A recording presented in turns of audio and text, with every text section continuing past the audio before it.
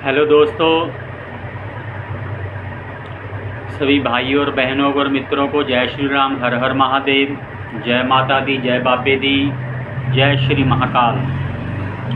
तो भाइयों और बहनों और मित्रों, जैसे कि आप जानते हैं, मैं ज्योतिष के संबंध में आपको कुछ न कुछ उपाय बताता रहता हूं, जो कि रामबाण उपाय होते हैं और हमारे सिद्ध किए हुए होते हैं। तो भाइयों और बहनों और मित्रों, मैं आज आपको उपाय बताऊंगा बहुत अच्छी चीज़ का।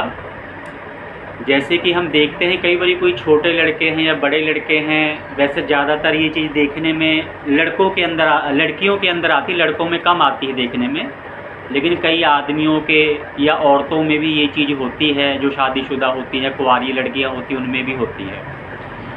तो होता क्या है, जैसे बच्चे पहले सही रहते हैं तो कुछ साल से, 3 साल से, 4 साल से या 5 साल से या 2 साल से अचानक वो गुम होने लग जाते हैं, अचानक बेहोश हो जाते हैं, थोड़ी देर बाद होश में आ जाते हैं, और जिसे हम मिर्गी भी बोल देते हैं कि भाई इसको कोई मिर्गी का दौरा पड़ा है। बाद में मिर्गी के लिए हम दवाई भी कराते हैं 3 साल 5 साल, फिर भी आराम नहीं आता है उस चीज़ को लेकर के, जब बार बार उसको दौरे पड़ते हैं इस चीज़ को लेकर। डॉक्टर ने ये भी किसी ने बताया कि भाई ये मिर्गी नहीं है, ये मिर्गी नहीं है, कोई दिमाग की नस दबती है या शारीरिक परेशानी है, उससे आपको ये बार बार मिर्गी जैसा दौरा पड़ रहा है या दौरा पड़ रहा है। तो किसी को तो मैंने अपने जीवन में देखा है कि 4-4 5-5 दौरे पड़ते हैं इस चीज़ के। अभी पीछे मैंने एक बुजुर्ग को देखा था, उसको एक दिन में 5 दौरे पड़ते थे, और उसका जो मलमूत्र था वो भी समझ ही गए होंगे आप। तो इसके लिए मैं आपको एक उपाय बताता हूँ, बहुत अच्छा कारगर उपाय है और सिद्ध है। सबसे मेन बड़ी बात होती है कि जैसे हम जंगल से कोई जड़ी बूटी लेके आते हैं ना अपने लिए घर पे, तो जड़ी बूटी किस नक्षत्र में तोड़नी है, कौन सा नक्षत्र हो, कैसे तोड़नी है, कौन से मंत्र के साथ तोड़नी है, तब तो जड़ी बूटी होती है। अगर हम अपनी मर्जी से गए और तोड़ के ला करके पीस के खा ली, तो एक लकड़ी के सिवा कुछ नहीं है, वो घास फूस लकड़ी है वो, ठीक है ना। तो हर चीज़ की एक विधि है, हर चीज़ का एक तरीका है। तो भाइयों और बहनों और मित्रों, मैं आपको ये कह रहा था कि जिन बच्चों के, बच्चियों के, लड़के लड़कियों के, बुजुर्गों के, औरतों के, आदमियों के, चाहे कितनी भी उम्र का हो, जैसे उनको दौरे वगैरह पड़ते रहते हैं, कोई मिर्गी का दौरा होता है या कई बार मिर्गी का नहीं होता, कोई वैसे होता है, ठीक है ना। तो उसके लिए मैं आपको उपाय बताता हूँ। जैसे एक इत्र की शीशी आती है, ये जो इत्र है ये है फसली गुलाब। तो गुलाब का इत्र है, ये फसली गुलाब है, आप कोई भी गुलाब ले सकते हैं, लेकिन परफ्यूम नहीं लेना है, गुलाब का इत्र लेना है, ठीक है।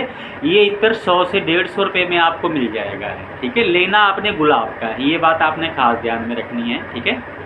तो आपने गुलाब के इत्र की शीशी लेनी है, और शीशी लेकर के इसको ऐसे खोल लेना है, और खोल के आपने 108 बार मंत्र पढ़ना है, एंग एंग एंग एंग, ऐसे मंत्र पढ़ना है। 108 बार मंत्र पढ़ते जाना है और ऐसे फूंक मारते जाना है, एंग एंग एंग एंग एंग एंग एंग एंग एंग। तो 108 बार ऐसे मंत्र पढ़ना है और आपने फूंक मारते जाना है, ठीक है ना। तो फूंक मारने के बाद में जो है माता सरस्वती जी को नमस्कार करना है कि जय माता महासरस्वती माता जी, जो ये परेशानी लड़के पे है या लड़की पे है, या बुढ़े जवान पे है, बुढ़ी बुढ़े पे है, इसकी परेशानी ये दूर की जाए। उसके बाद जो ये इत्र है, इसको यहाँ पे ऐसे लगाना है, देख लीजिए मेरे, ऐसे यहाँ पे नहीं लगाना है, कहीं आप यहाँ पे लगा ले, यहाँ पे लगाना है, ये ऐसे आपने इत्र लगा लेना है।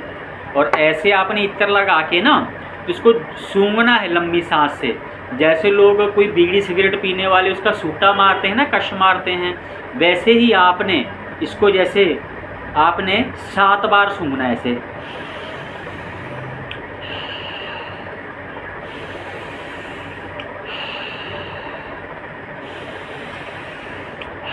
ऐसे 7 बार सूंघने के बाद में जो इत्र है, ऐसे उंगली से पहुँच के आपने ये आपका जो है, जैसे इस साइड पे राहु पर्वत है, यहाँ पे लगाना है, ये केतु पर्वत है, आपने यहाँ पे लगाना है, ये बृहस्पति का आ गया, यहाँ पे लगाना है, और ये पीछे ये गर्दन पे यहाँ पे लगाना है। और बाकी जो इत्र है उसे ऐसे पूछ के कंधे पे लगाना है, ऐसे ऐसे कंधे पे, ऐसे आप कपड़े पे लगा सकते हैं, ठीक है। तो जैसे मेन बात तो मैंने बताया है कि जो इत्र को आप तैयार करके सूंघना है 7 बार कम से कम, और आराम से सूंघना है, ये नहीं कोई जा सूंघ गए तो आराम से लंबी सांस पर, जैसे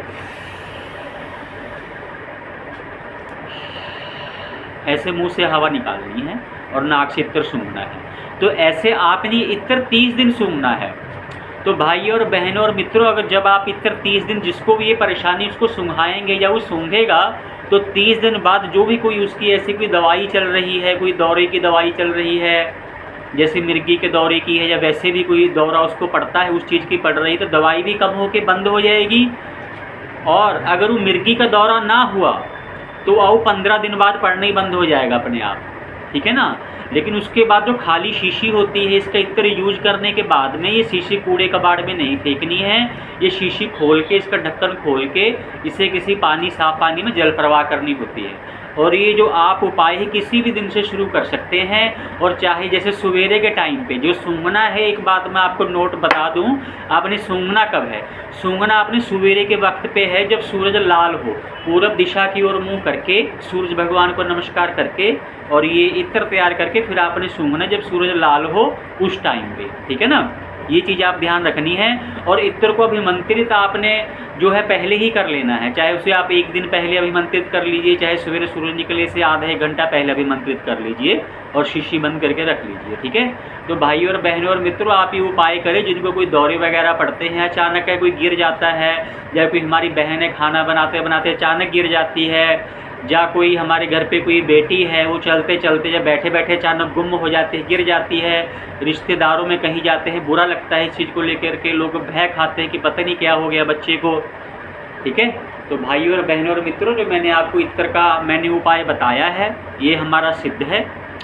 और अगर आप पाठ ना कर पाएँ इत्र पे, तो आप इत्र हमारे पास ला करके ले करके आ सकते हैं, उस पर हम आपको पाठ करके भी दे देंगे। तो जन कल्याण के लिए मैंने ये आपको उपाय बताया है। इसी के साथ जय श्री राम, हर हर महादेव, जय माता दी, जय बाबे दी, जय श्री महाकाल।